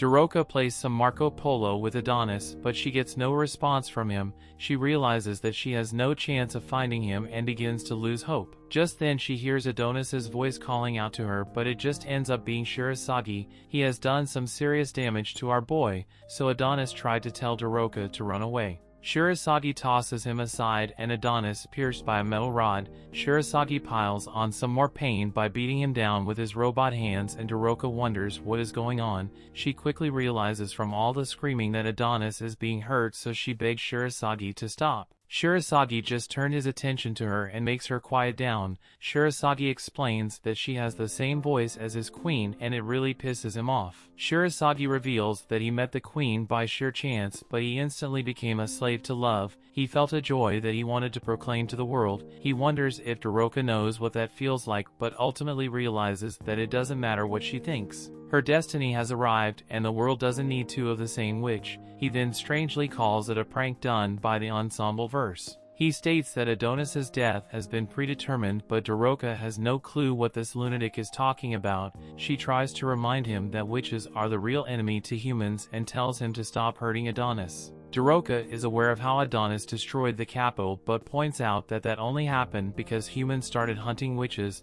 Doroka always wanted to stop the fighting and wanted to believe that revenge was in everything. Things have changed a lot now though, so she isn't sure if humans should be forgiven. After everything that humans have done to her, she can no longer believe that revenge is wrong. Adonis begins to wake up, but just to end up seeing Shirasagi introduce Doroka's face to some pavement. Shirasagi doesn't want to hear any of her speeches and he just wants to take Adonis's head. Doroka tries to tell him to stop, but of course it's futile. Adonis seems to have come up with an idea and tells Doroka to cast her love spell on him. It will allow him to move his body since he will just be her puppet at that point. Daroka doesn't want to do that to him, but Adonis explains that it's the only way they can survive. Shirasagi silences Daroka and explains that they should just give up already. Adonis pleads with Daroka to just do it, but Shirasagi already prepared to begin the beheading. Daroka finally finds the will to fight back and apologizes to Adonis for having to use her magic on him like this. She begs for forgiveness from Chloe as well, and an insane amount of power erupts from Adonis's body.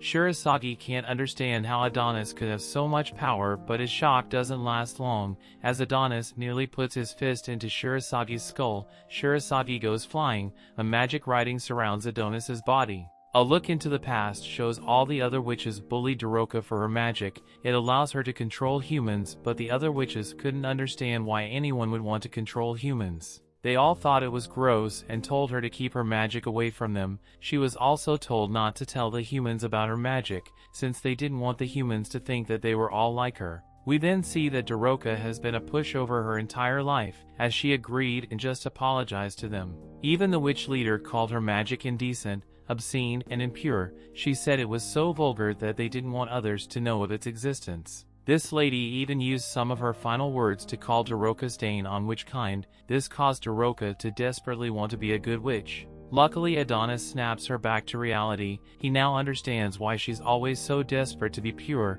Magic continues to flow out of his body and he covers Daroka up. He explains that she worries too much about everything and tells her not to hold back anymore. Adonis wants her to use him without restraint. He calls her an idiot and tells her not to worry since you won't actually fall in love with her. He is clearly under her spell, but Daroka agrees to do as he says. A magic crown appears above her head and she uses a spell called Love Spell Nightfall. She explains that Adonis will now move free of gravity's constraints. No one will be able to stop him, and his wounds have closed. His bones are no longer broken and his magic is limitless. Her words are spoken into existence and Adonis's quilt somehow reappears. Shirasagi can't believe what he is seeing, as he had no clue that a love spell could do all that. Daroka proclaims that no one can beat Adonis now, so Shirasagi realizes just how much danger he is in. He tries to get away, but Adonis creates a massive energy blade that does serious damage to Shirasagi and their surroundings. Adonis is still clearly under her spell, as he states that he will do anything his queen wishes. That brings the episode to an end.